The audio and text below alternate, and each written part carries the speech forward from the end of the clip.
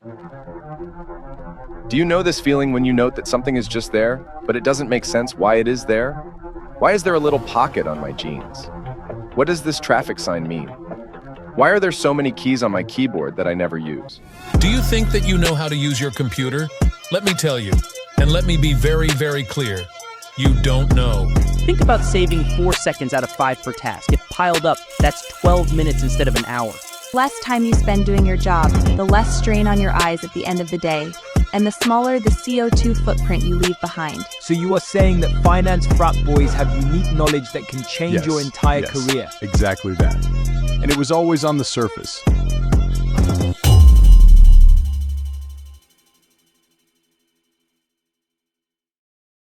As I navigate the labyrinth of financial data with the grace of a virtuoso, I can't help but feel a twinge of disdain as my peripheral vision catches sight of a fellow analyst clumsily fumbling with a mouse. The click-clack of their ineptitude echoes in the sterile confines of our pristine office space, a cacophony of inefficiency amidst the symphony of productivity. My fingers dance across the keyboard with the precision of a virtuoso, executing commands with the finesse of a seasoned maestro conducting a masterpiece. Each stroke is deliberate, each shortcut a testament to my mastery of this digital domain. But then, like a discordant note in an otherwise flawless composition, I witness the sorry spectacle of a mouse being wielded like some archaic relic of a bygone era. The audacity, sheer incompetence. It's as if they're mocking the very essence of our profession. Mingling with a tinge of annoyance at the sight of such mediocrity in our midst, a surge of superiority washes over me. This might have sounded as a speech of a devoted follower of a highly destructive cult. Being brutally overloaded at work, investment bankers seek for every possibility to speed up their performance. It's clear that their perception of working differs vastly from yours. But before delving into this divergence, let me pose a question. Does the thought of a brand new laptop evoke discomfort or irritation for you? It certainly would have elicited such feelings in the past. Computers are supposed to make life easier. About 1 in 3 American households has bought that theory and purchased a PC. But what they didn't tell you is that life does not get easier right away. For many newcomers, PC stands for pain and confusion. In one survey, half of new users said they were ready to throw their computers out the window out of sheer frustration. I have no idea what this disk drive is. No idea. No wonder the book series Computers for Dummies has sold 18 million copies. At software giant Microsoft Corporation, users are tested like lab rats in a software maze as focus shifts from making computers more powerful to making them easier to use. The biggest user problem we see right now is ease of use, particularly for the home or the beginning user.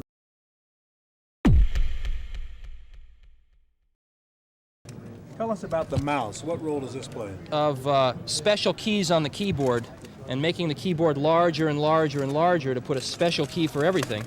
By simply using the mouse, the user can move an arrow around on the screen and simply point to English words and point to pictures and move things around, select things, and exchange information between applications, all through this very simple device. And so what we've done is eliminated a vast body of knowledge that one has to know in order to use this computer. In the early days of computing, graphical user interfaces were not as prevalent as they are today. Command line interfaces were more common, requiring users to type commands to execute tasks. Keyboard shortcuts were crucial for navigating and operating computers efficiently. The introduction of the mouse was hailed as a breakthrough, promising a more intuitive way to navigate complex systems. However, while the mouse made PCs accessible to a wider audience, it came at a cost: efficiency. When something new emerges, conservative individuals often hesitate to embrace change. Within the corporate world, this reluctance to change is akin to the slow maneuvering of a massive ship encountering numerous obstacles along its course. However, sometimes there are instances when the inertia of the corporate machine safeguards overlooked aspects or even preserves a unique culture.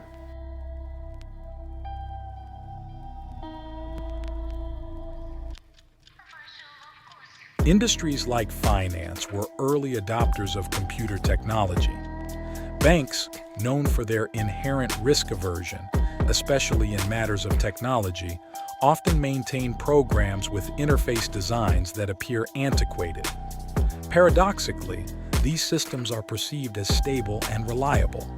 Introducing entirely new systems could disrupt workflows and necessitate costly retraining, making such endeavors impractical for banks. Many longtime employees in the banking industry have grown accustomed to using legacy systems. Some of these systems have been in place for decades, and employees have honed their proficiency in navigating them solely through keyboard inputs. Keyboard shortcuts have not only persisted but have become indispensable for power users and professionals who prioritize efficiency over the convenience of a mouse. In the fast-paced world of finance, where speed and accuracy are paramount, mastering these shortcuts is standard practice among professionals. In some cases, firms may even advise newcomers to disable their mice as a means of enforcing shortcut proficiency. Sounds harsh? Or even extreme? Well, it appears to be the most effective method. Having worked in the finance industry, I've observed firsthand the pervasive culture of keyboard usage. So by saying not using a mouse, it means not using it at all. This knowledge is so deeply ingrained within bulge bracket banks that it has become the subject of endless jokes on Instagram feed meme pages. Bill Keenan, in his book Discussion Materials, describes this corporate climate in detail, and in particular compares the keyboard-only approach to playing the piano. I embarked on my journey with Excel, marveling at the sheer beauty of this remarkable tool. The roots of financial spreadsheets trace back thousands of years to ancient Egypt. In our modern era, it's no exaggeration to say that the entire financial system relies heavily on Excel. Its depth of features is so vast that even Bill Gates has admitted to not knowing them all.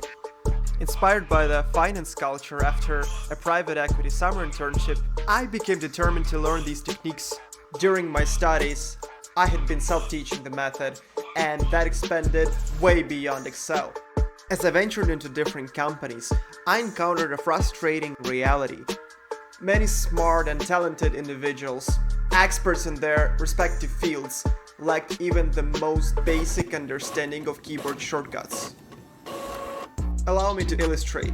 Analysts often find themselves juggling multiple applications, constantly switching back and forth between windows and displays, using a mouse to navigate to the taskbar and select the desired application can take up to 3 seconds each time.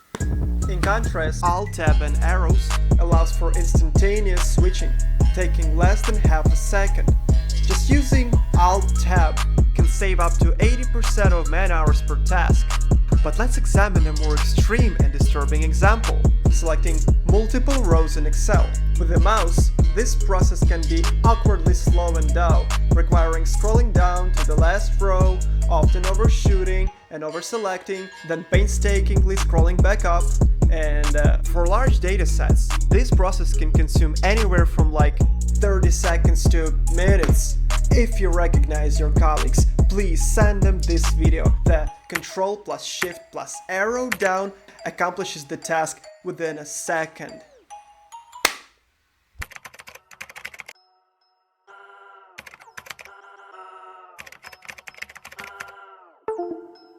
Keyboard shortcuts method is the fastest conversion of thoughts into actions. Highly likely, you might argue that this statement sounds like an exaggeration. You probably would start defending the position that the usage of the mouse is not that time and energy demanding. An application Iographica presents a great counter-argument. It allows you to visualize your mouse movements and even to convert it to contemporary art. To track the total distance of a mouse movement, you may use many various applications. In one experiment, it was stated that in one continuous hour of working, an analyst physically moved his mouse 124 meters. For an entire week, it approximates to 2.5 kilometers or 1.5 miles. And that's without a consideration of how many times his hand moved back and forth between a keyboard and a mouse. Consider also an extra effort searching for the cursor if you have multiple displays. Despite the simplicity of the keyboard-only approach, there remains a shocking lack of comprehensive guides on transitioning away from the mouse. This documentary aims to address this gap by exploring the fundamental principles and some standard conventions that have emerged over time. When looking at the 1980s interface, we recognize the good old control ribbon. You can access it with the Alt key. Selection of the needed tab is with the arrows, but let's use our common sense. Seems like it would be annoying to click 6 times the arrow key to select the menu. What if you could just start typing the first letters of the tab names? Now you jump straight to the needed tab. Can you continue selections in the pop-up menu with typing? Yes! Would it sound logical for program developers to remove the command line feature that some users became accustomed to after the implementation of a mouse? Of course not! Even today, the vast majority of the programs work on the same principle. You can even find it in very unexpected cases. Check this out. When right mouse click in Word, by the way, on the keyboard, this is the key that does the job. Take a closer look at the words. Some of the letters are underlined, and you probably guessed it, hitting the underlined letters makes the selection. In the 90s, the control ribbon started expanding, allowing more and more functionality. That's where user interface designers worked really hard to organize the tools. But how were typing order sequences resolved? If you've ever accidentally hit the Alt key in any Microsoft application, you've definitely been frustrated to see the letters appearing. Now, we are curious enough to keystroke the letter H. If we continue and keystroke, for instance, F and C, you will find yourself selecting the font color with arrows. Just hit Enter or Space to confirm the selection. If you want to go back one step, click Escape. This is called Accelerator keys. When you heard the term shortcut before, is this what came to mind? Probably not. Most users are familiar with just a handful of hotkeys. But imagine how your interaction with a computer could transform with the power of accelerator keys. And that's just one of many conventions we'll explore. In the official Microsoft guide, we can discover even more. After hitting Alt, you can move between the areas with Tab or Shift Tab. Excel, being a spreadsheet program that has evolved over several decades, retains a legacy secret sequence. The user would not see hints on the screen but can find them in the ancient help documentation. This secret all-knowledge is a gold of investment bankers. It became the signature tool of the real Excel hardos, and it is very hard to overestimate its importance. Alt-E-S. Do you know that you can copy the cell and paste only its value, format, its column width, or many other? After copying, click Alt-E-S and V for value, T for formatting, and F for formulas. Haven't you forgotten the secret with the underlined letters, have you? This information may be mind-blowing and might take a while to process, but it seems like we unintentionally touched a very hot discussion, a never-ending rivalry between Mac and Windows users. A fellow Mac user will note that none of the control keys force the letters to pop up. Are there keyboard shortcuts for Mac OS at all?